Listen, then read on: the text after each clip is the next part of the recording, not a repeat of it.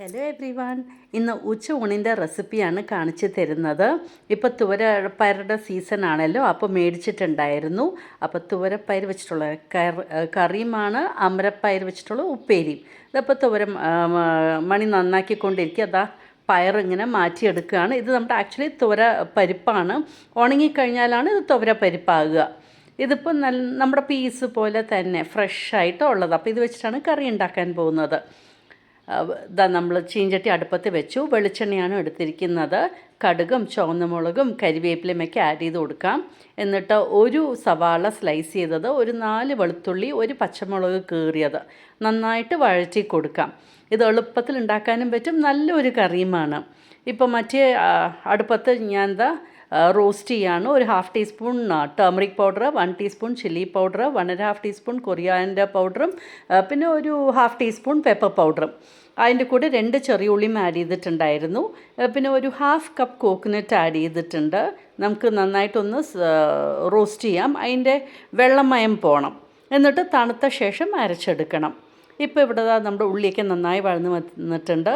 ഇതിലേക്ക് തുവരമണി ആഡ് ചെയ്യുകയാണ്. ഇതിന് ഇംഗ്ലീഷിൽ പിജിൻ പീ എന്നാണ് പറയുക.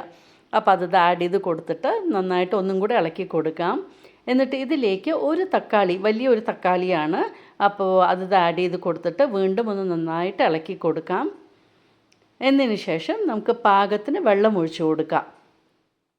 എന്താണെന്ന് വെച്ചാൽ ഇതിപ്പോൾ നമ്മുടെ ഈ പയർ കുക്ക് ചെയ്ത് വരണ്ടേ, അപ്പോൾ വേഗം കുക്കാവുകയും ചെയ്യും, ഫ്രഷ് ആയത് കാരണം. അപ്പോൾ വെള്ളം, പാകത്തിന് ഉപ്പ്, പിന്നെ ഒരു 1/4 ടീസ്പൂൺ ടേമറിക് പൗഡറും ആഡ് ചെയ്ത് കൊടുക്കാം. എന്നിട്ട് നന്നായിട്ടൊന്ന് ഇളക്കി കൊടുത്ത ശേഷം അടച്ചൊന്ന് നമുക്ക് വേവിച്ചെടുക്കാം.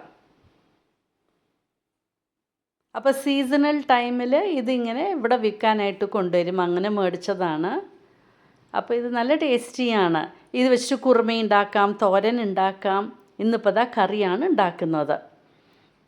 ഇത് അമരപ്പയർ, അത് ഇങ്ങനെ കട്ട് ചെയ്ത് കൊടുത്തിട്ടുണ്ട്. നമ്മുടെ ഫ്ലാറ്റ് ബീൻസ് വൃത്തിയിൽ കഴുകി അതിനെ 2ആക്കി പിന്നെ വീണ്ടും 4ആക്കി അങ്ങനെ കട്ട് ചെയ്തെടുത്തിരിക്കുകയാണ്.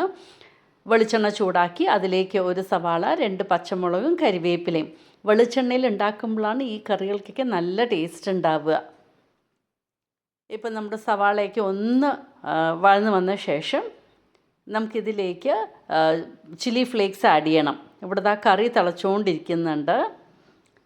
മറ്റേ ഉപ്പേരിയുടെ സവാള വഴന്നുകൊണ്ടും ഇരിക്കുന്നുണ്ട്. ഇപ്പോൾ 1 ടീസ്പൂൺ ചില്ലി ഫ്ലേക്സ് ആഡ് ചെയ്ത് കൊടുത്തു. എന്നിട്ട് വീണ്ടും നന്നായിട്ട് വഴറ്റി കൊടുക്കുക. എന്നതിന് ശേഷം നമ്മൾ കട്ട് ചെയ്ത് നമ്മുടെ ഫ്ലാറ്റ് ബീൻസ്, അമരപ്പയർ ആഡ് ചെയ്ത് കൊടുക്കാം. ഇപ്പോൾ ചില്ലി ഫ്ലേക്സും അതിൻ്റെ പച്ചമണയ്ക്ക് പോയിട്ടുണ്ട്. ഇനിയിപ്പോൾ നമ്മുടെ ഫ്ലാറ്റ് ബീൻസ് ആഡ് ചെയ്ത് കൊടുക്കാം. എന്നിട്ട് നന്നായിട്ടൊന്ന് ഇളക്കി കൊടുക്കുക.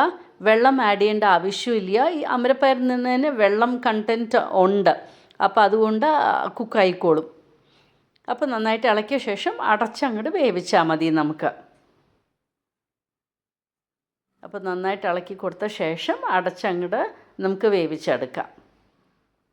അപ്പോൾ ഈസി ആയിട്ട് ഉണ്ടാക്കാനും പറ്റും. അപ്പോൾ അങ്ങനെ നമ്മുടെ ഉപ്പേരി അവിടെ റെഡിയായിക്കൊണ്ടിരിക്കണം. ഇവിടെ നമ്മൾ റോസ്റ്റ് ചെയ്ത് നമ്മൾ നാളികേരം അരച്ചെടുത്തിട്ടുണ്ട്. ഇവിടെ കറി നന്നായിട്ട് തിളയ്ക്കുന്നുണ്ട്. ഇനിയിപ്പോൾ ഈ സ്റ്റേജിൽ നമുക്ക് അരച്ച് വെച്ചിരിക്കുന്ന ഈ നാളികേരത്തിൻ്റെ പേസ്റ്റ് ആഡ് ചെയ്ത് കൊടുക്കാം. എന്നിട്ട് പാകത്തിന് വെള്ളവും ചേർത്ത് കൊടുക്കാം. നമ്മുടെ മിക്സി പാത്രം തന്നെ വെള്ളം ഒഴിച്ച് കഴുകി ആ വെള്ളം ആഡ് ചെയ്ത് കൊടുക്കാം. ഉപ്പൊക്കെ ഉണ്ടോയെന്ന് നോക്കണം. എന്താണെന്ന് വെച്ചാൽ ഇപ്പോൾ നമ്മൾ അരപ്പ് ആഡ് ചെയ്തല്ലോ, അപ്പോൾ ഉപ്പ് ചിലപ്പോൾ വേണ്ടി വരും. അപ്പോൾ പാകത്തിന് ഉപ്പുണ്ടോയെന്ന് ഈ സ്റ്റേജിലൊന്ന് നോക്കുക. എന്നിട്ട് ഒന്നും കൂടെ നന്നായിട്ട് തിളയ്ക്കട്ടെ. ഇപ്പം നമ്മൾ നാളികേരം ആഡ് ചെയ്ത് കൊടുത്തല്ലേ, അപ്പോൾ വീണ്ടും നന്നായിട്ട് തിളയ്ക്കട്ടെ. അങ്ങനത്തെ അടിപൊളിയായിട്ട് നമ്മുടെ തുവരമണി വെച്ചിട്ടുള്ള കറി റെഡിയായിട്ടുണ്ട്. നമ്മുടെ ഫ്ലാറ്റ് ബീൻസിൻ്റെ ഉപ്പേരിയും റെഡി ആയിട്ടുണ്ട്. അപ്പോൾ ഉച്ചയൂണിന് നല്ല ടേസ്റ്റി ആയിട്ടുള്ള നാടൻ കറികൾ റെഡി ആയിട്ടുണ്ട്. ഇതുപോലെ ഒന്ന് ട്രൈ ചെയ്ത് നോക്കൂ, നിങ്ങൾക്കും ഇഷ്ടമാകും. Thank you for watching my YouTube channel.